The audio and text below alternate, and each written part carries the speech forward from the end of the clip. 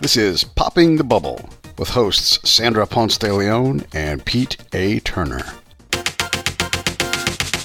I'm Maria Carolina Fujihara. I'm founder and CEO of Sinai Technologies, and you're listening to Popping the Bubble. Awesome. Hey, Maria, thank you so much for joining us today. Thank you for having me. Yeah, it's great. We're here at the Vault, which has a mission to see innovation thrive around the world. The Vault has a full stack innovation ecosystem that helps corporations and startups do just that. Their extensive suite of startup advisory, acceleration, launchpad, and collaboration services serve as a gateway to San Francisco and a bridge to the world. And it's quite a lovely place to be recording at, a historical building, lots of really exciting companies here, including yours, Yes. Sinai Technologies. Tell us a little bit, what is Sinai? What does it stand for? Yeah, Sinai really stands for Sustainable Investments with Artificial Intelligence. That's the acronym, but has other deep meanings for myself.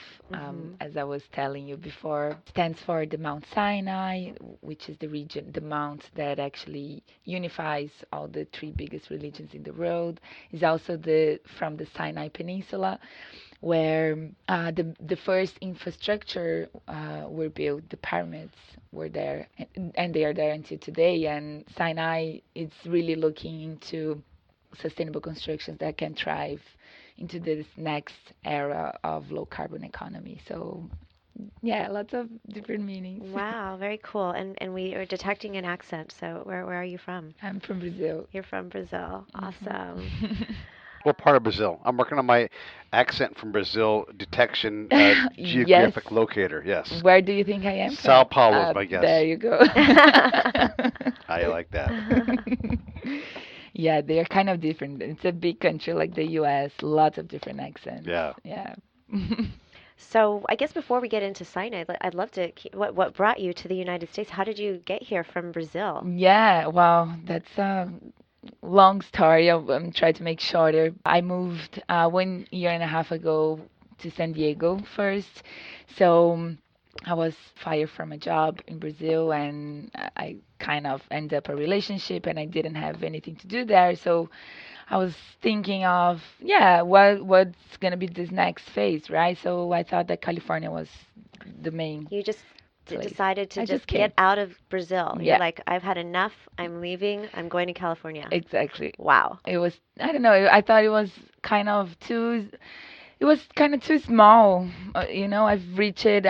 Before I became almost homeless here in San Francisco today, I used to have a career there, and I think that I achieved many of good points in my career. I just needed to find things that would challenge me more, and that's why I came. I had no idea what was going to happen, right? I came, and then I was in San Diego applying to lots of stuff, and actually life took me to Chile, to Patagonia. I went there last year to give a talk, and then I was invited to go to China to present my master's. I have a master's in cities and management planning. But it was when I got approved to Singularity University, then I moved from San Diego to Mountain View in July, exactly 1 year ago, that everything really changed. Wow. So Singularity, Yes. it changed your life. Yeah, it changed everything. It was. Wow.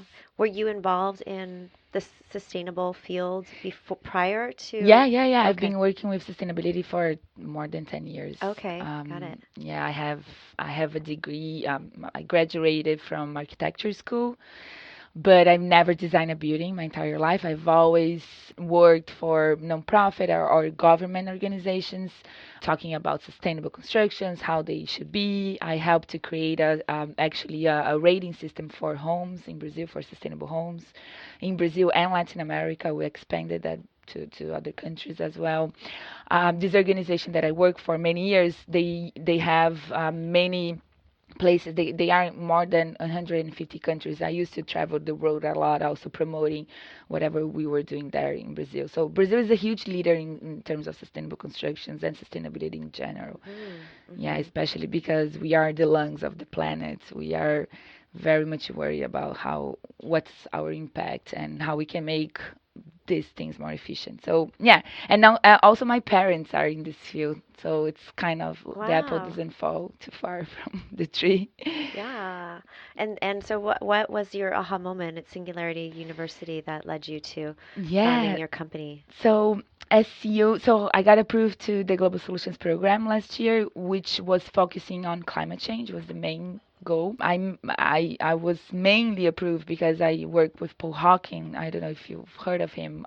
He's a writer and an environmentalist. He's really big here in the U.S. and he had just launched a book called Drawdown, which Oh, are Project Drawdown. yeah, Yes, I'm familiar with it. Yes. yeah. Hmm. So I was advisor for this book. Okay, wonderful. Yeah, and Paul is actually a close friend and a mentor. He's a wonderful person. He's well, if you meet him in I think, person, yes, okay, you're his name is gonna Paul. yes. Yes, okay, yes, I'm familiar with him too. Yeah, yeah, of course. Hmm. So the idea for this program at Singularity was exactly this: how they would teach all of us. We were 90 people, our cohort, 90 people from 47 countries, and we were all talking about exponential technologies and how they can actually make a positive impact on the environment and reverse climate change in a way. And Drawdown was like our guide from the beginning to the end of the program. It was really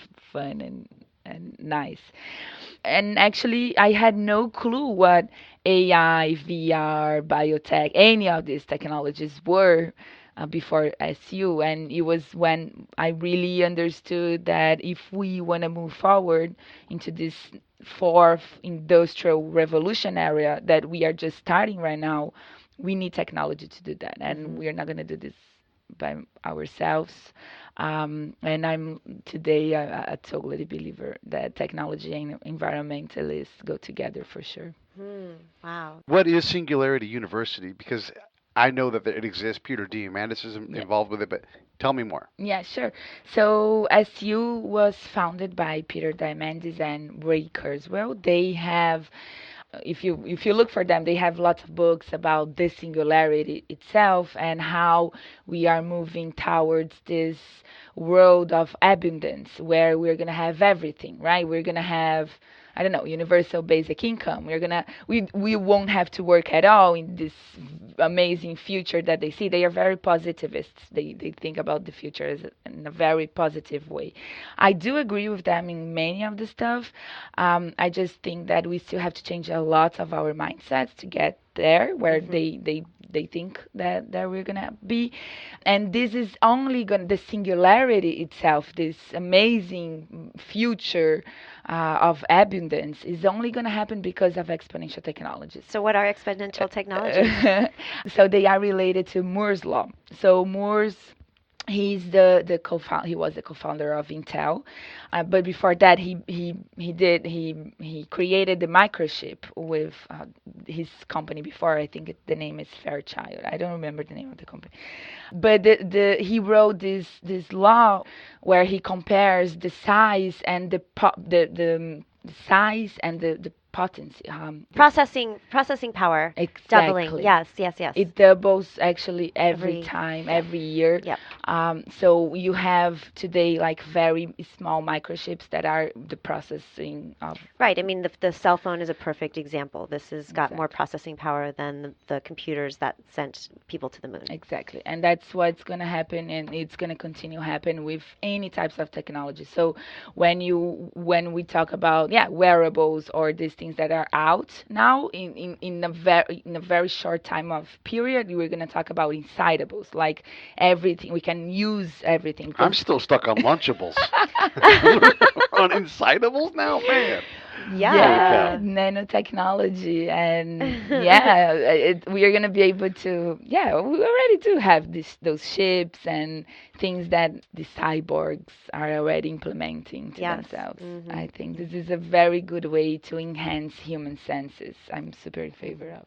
So how is Sinai an exponential technology? Tell us about that. Sure, yeah. So I'm coming from a field, the climate finance and ESGs, and it's a field that it's What's an relatively ESG? ESG stands for environmental social governance. So it's all those other things that business people kind of don't talk about it, but actually these things came from nowhere to mainstream right now. So everyone has to talk about this now. But this is a kind of recent growth. So environmentalism started in the 80s.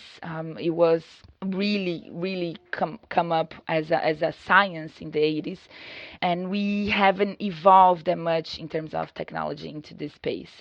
Not saying about technology in terms of renewables and all that stuff, not that, but the way that we do business, right? So everything, if a company wants to be more sustainable, they have to hire consultants, and it's all really hard work, and this knowledge is lost, and you cannot transfer this knowledge to other companies or to other people. And the more we evolve to this planet where pollution is going to take over, and all these problems that are happening, climate changing and global warming, people get more scared, and they are not receiving the information that they need, right? So what Sinai is bringing actually to the market is knowledge based on gathering all this information, teaching the machine, so using machine learning, deep learning, artificial intelligence, some algorithms from artificial intelligence, to actually evaluate what is this impact, and to expand and to multiply and scale this to any company that is interested in understanding how they can make a less impact to the environment. So basically, technology that enables companies to understand what their carbon footprint is and how to reduce it at scale. Exactly. And there is one important piece of that's actually my main goal is actually a paradigm shift, where we are not talking anymore about tons of CO2, of carbon emissions or greenhouse gases emissions, all this, and temperature, and all these scientific things that people don't relate to right away, but to shift this to talk about dollars emitted and dollars that were burned, or euros and money, and monetize this, right? So how do you really put a price on emissions, and how do you really talk to business people about environment? It's really related to business units, right? So that's where Sinai comes in. We are changing the way we see and we evaluate the environment. We are gathering all these externalities and all these pollutions and harm that we all are making to the environment, and we put a price on it, and we all have to pay this price, right? How are you going to enforce that? So this is something that it's happening gradually. So Kyoto Protocol, it's been on for 20 years now. We have learned a lot on how to do it and how not to do it.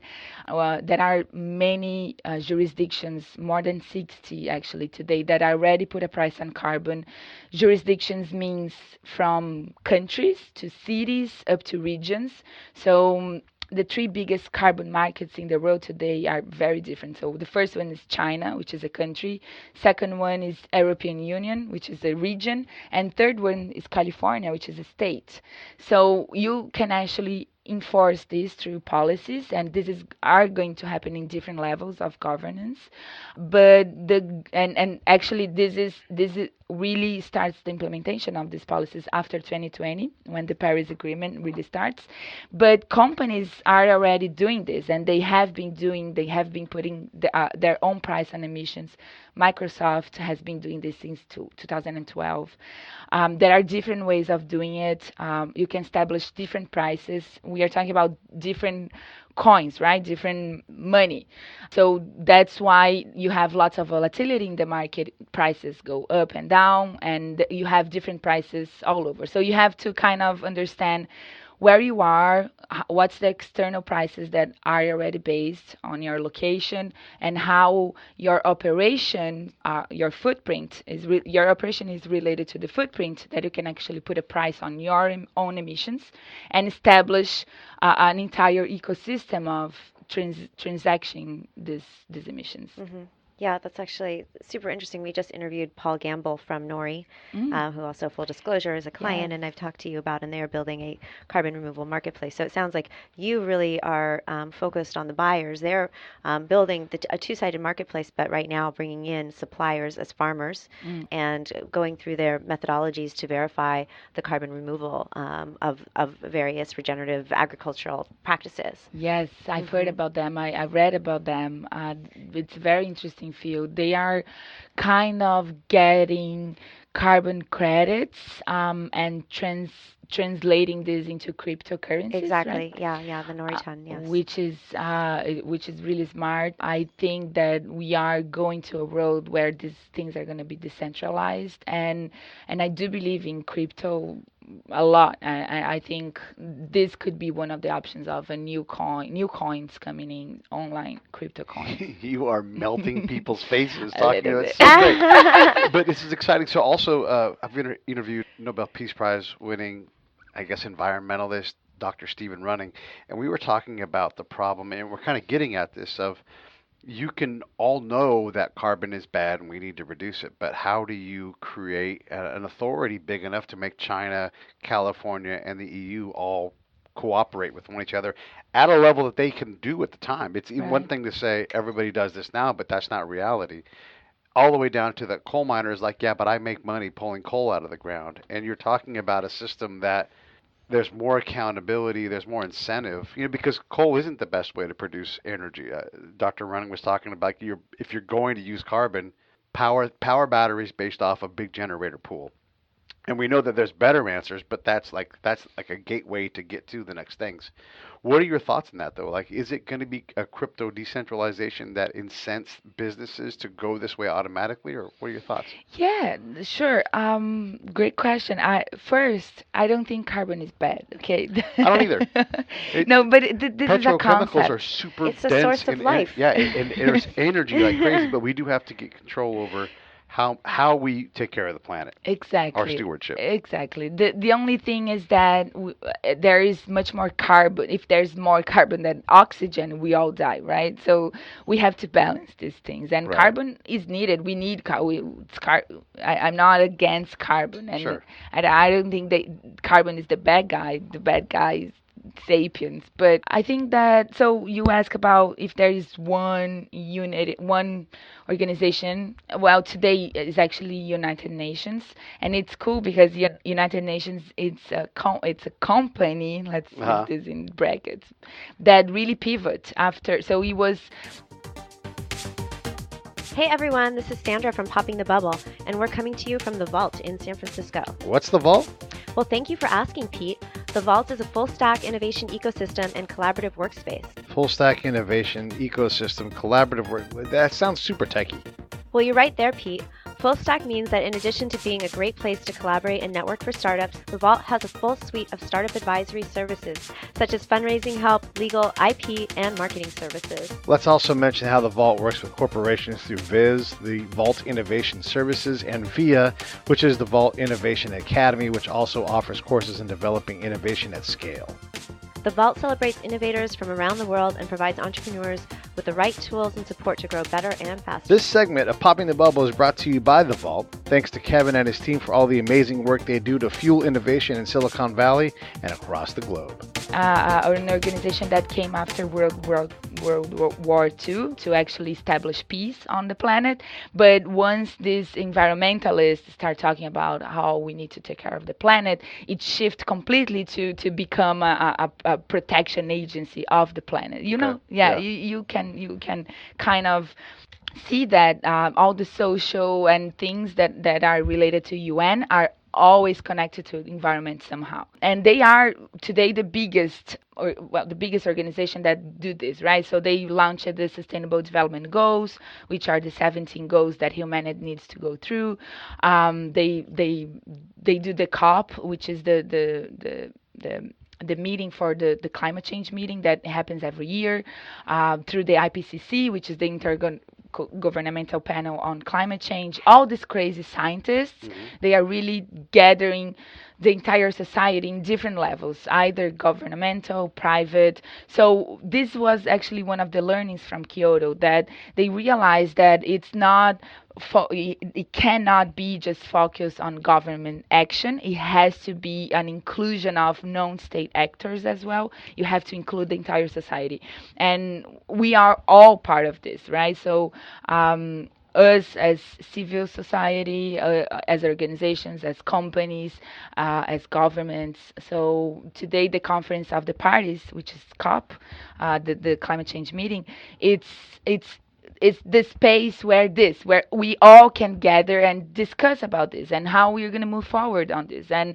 what are the metrics that we can use it, Right. and what are the regulations that we can put in practice. And we need to everyone needs to walk a little bit so we can get to this space where we can make plans to 2030, 2040, 2060, and understand how these things are going to look like on a backwards, coming back Yeah, on. backwards planet from if 2060 is the goal, then where do we need to be right now? Oh crap, we got Exactly. to get these things lined up. Sure, that makes Exactly. sense. Yeah, do you have a lot of those oh crap moments? Because every day it's like you hear some another horror Yeah. story about like, oh, the Arctic is melting. It's melted. Yeah, yeah, like And we're dead. I think we Yeah. lost we lost I don't And know how many species yeah, we have been exactly. losing every year, and from flora and fauna. And I mean, I get that we need to evolve, but we are part of the environment. We won't survive if we destroy everything. And we need to find a way where we can have growth and we can have return on our investments, but we can actually do no harm to the environment, or at least Is that a reasonable goal, compensate. though? I mean, and I don't want to challenge because I do want to take care of the earth better, but we are bad at this. And Mother Nature beats us all the time. Like we had a piece of forest that we tried to reforest after Mount St. Helens blew up way back in the 80s, and our forest sucked in terms of biodiversity and everything else compared to what nature did on its own and passed us up. So, are we any better at that? Or Wow, we are getting there. And again, I come back to yeah, this technology because I think it's the path. Have you guys heard about biomimicry? Hmm. Biomimicry is a concept. It's a book from Janine Benews. It's another amazing person. It's a concept where we mimic biology, where humans start looking to nature and start copying whatever nature produces, right? It's because nature is perfect and we are not. And we are trying to be, but we can only be if we really understand what are the processes, right? So nature, nothing that nature creates, it has no reason. Everything that it's created has a reason, has a path, has a closed cycle, a closed loop. So this is one of the main basic concepts that we should be looking at, especially when it comes to developing new technologies to support us in here. So there's a good example on this. For example, the we use the biggest wind turbine today. It's a normal wind turbine. You saw this, right? They produce kind of like 10 megawatts per turbine a month, but the most efficient turbine are the smallest one that actually imitates the wing of a bee, because the bee is the insect that beats um, its Wings. wings Yes, the it's most wings. Oh wow. faster. So Yes. the wind turbine that imitates the bee wings, it's the most efficient one. Yeah. So that's the kind of Yeah. situations that Take we. cues from nature.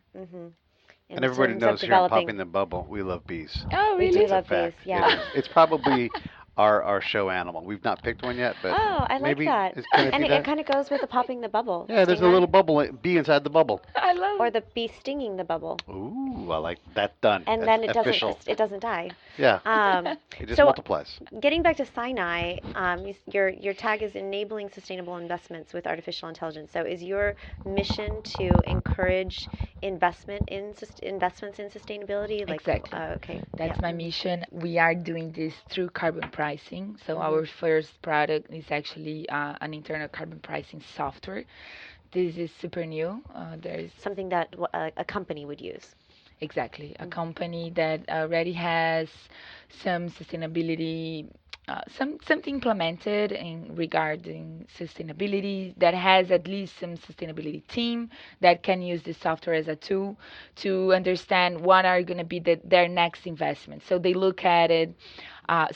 First, we establish a price for them for their emissions based on external and internal data from finance and environmental data. And once they have a price, now they have to make decisions which are the projects that they are going to invest on. And this price, the shadow price that we call it, it's really gonna set this goal of where they need to go, right? Mm-hmm. So this is a way of them choosing a path that is low carbon path based on the price that they would have to pay on that emissions. Mm-hmm. So I guess like That's the logic. sustainability directors now in large enterprises are looking across all these different technologies to reduce carbon, sort of as an internal portfolio. Exactly. Yeah. And also doing risk analysis. So we also are looking at carbon risk analysis and climate change risk analysis into a broader picture, because there are physical and non-physical risks related to climate change. Physical risks is really flood, fires, anything that could happen that could physically damage your asset or damage where you are. And non-physical risks, actually, which we where we are starting right now, it's related to main four risks, which are policies and how they're going to be related to this, technological development, how technology is going to help them or break them, Mm-hmm. who knows. The third is actually market and economy, how prices are going to be established, how these things are going to work out in terms of the market. And the fourth is reputational, and this is mainly social media and how do you present yourself as So a the PR company. marketing value Hmm. of being a sustainable and Yeah. responsible corporate citizen. Exactly. Yeah. There are huge movements happening today. We saw like here in the U.S. all these companies that supported Trump's election, and all, now everyone is like, oh, I'm not buying from these companies anymore. Or Mm-hmm. um, Or what Ben Bartlett did with Trump's wall, right? Hmm. Yeah, he started a movement for companies that were contributing or part of the wall to I think divest from them. Yeah. it's our Mm-hmm. yeah, we have to do that. I the more I learn about this, the more I'm called, I say that I'm like a eco boring, but it's true. I become that a little bit because the more You're you eco know, boring. the What more does you that have to do mean? this. Like I don't buy from companies that I know that are super polluters or that I know that don't have. I really choose. Yeah, I bet you do too. Like even buying organics in the market, right? Even buying this type of products that you know where it's coming from, you need to know the value, the chain, the value of the chain that is coming to you, right? So we don't buy things in the supermarket and don't think where they're coming from. At least not myself. I think we should be thinking about this stuff.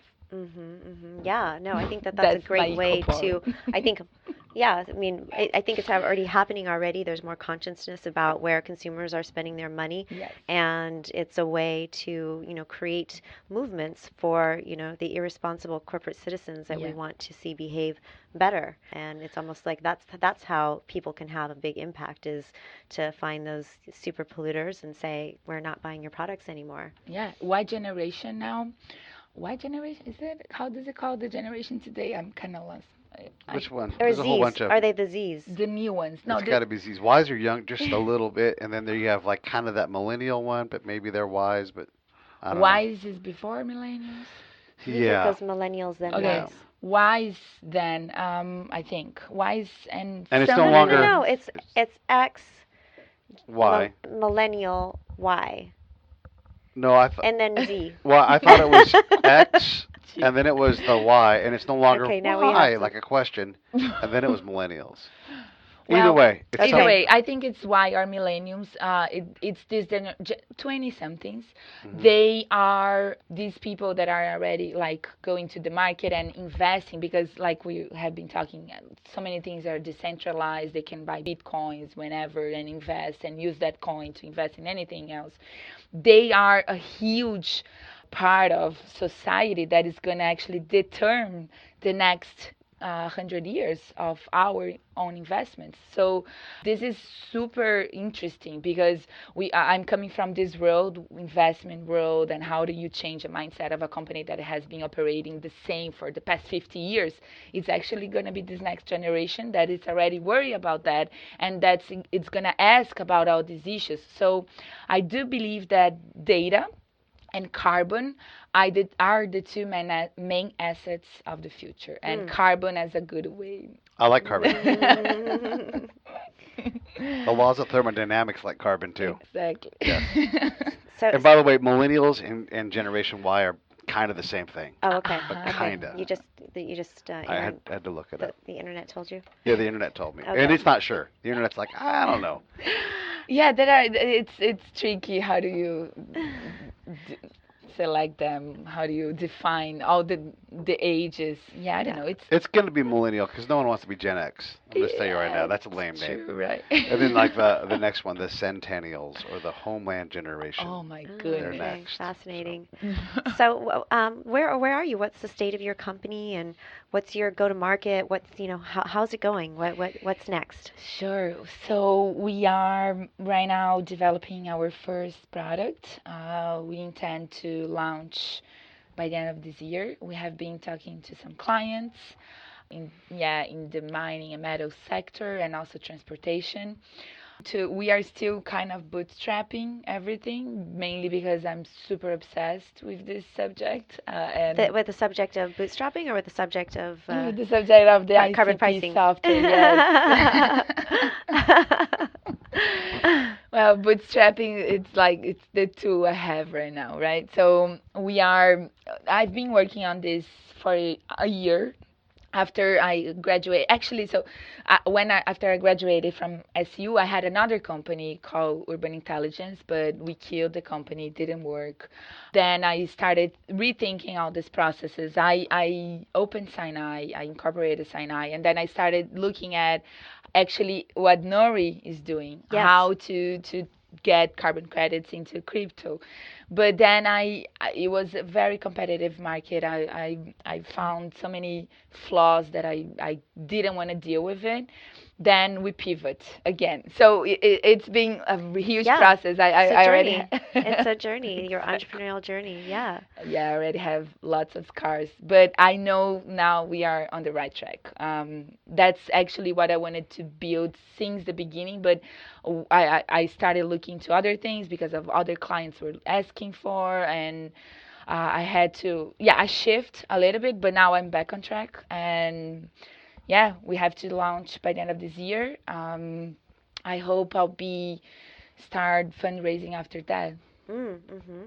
Wow, exciting, Yeah, exciting. yeah, Wow, very cool. And this is all within a year of moving to the US, pretty much? You're exactly. busy. Uh, Wow. I probably took And 400 naps this year. and motivated. Yeah, no kidding. Yeah, that's incredible. Wow. it's not easy. I'm the only member of my family here. Mm-hmm. I'm the hustler, you know. And how many people do you have on the team?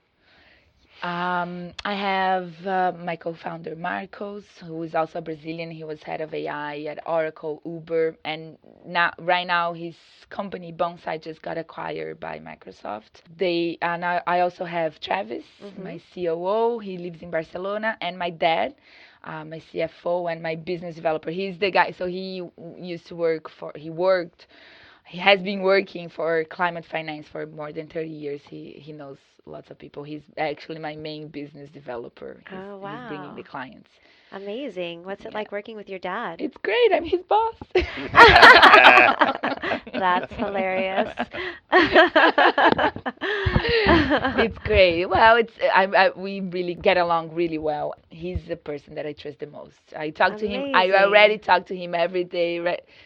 Before working together. Now it's like, yeah, it's all the time. It's great. And is he fully focused on the company as well? No, he has his business, but our business overlap all the time. So yeah, it's kind of he was working for Sinai all the time. Mhm. He has his own things. He's still in Brazil. My team is kind of remote. I also have some software developers in here and some consultants from climate finance back in Brazil. So we kind of this new yeah this my company culture is very much like we can work separate. We come together every week. We just have to follow our plan, and it's been working really well. Awesome. Technology, it's Yeah, good. it is. I It love really it. is. Yeah. It's incredible. So Well, many different places where just great minds are coming together and just putting us 20, 30, 40, 50, 60 years into the future. And I just love it. I love it. I love being able to absolutely. do this with the show. So I I thank you for know. coming in. thank you so much. Yeah. Yeah. Was there anything that we didn't cover that you wanted to talk about? No, I think we talk about lots of We stuff. talked I about a love lot. it. Yeah, it was great. Yeah, Yeah, thank you so so exciting what much. you're up to, and I think more people like you, and let's reverse climate change. Yeah, let's do Mhm. that. Yes, Mhm. please be more aware of your the way you consume. That's what I would. That's your advice to That's people. my Okay. advice. Yes. Thank you so much, Thank Sandra and you. Pete. And welcome to the crew, Poppy the Bee.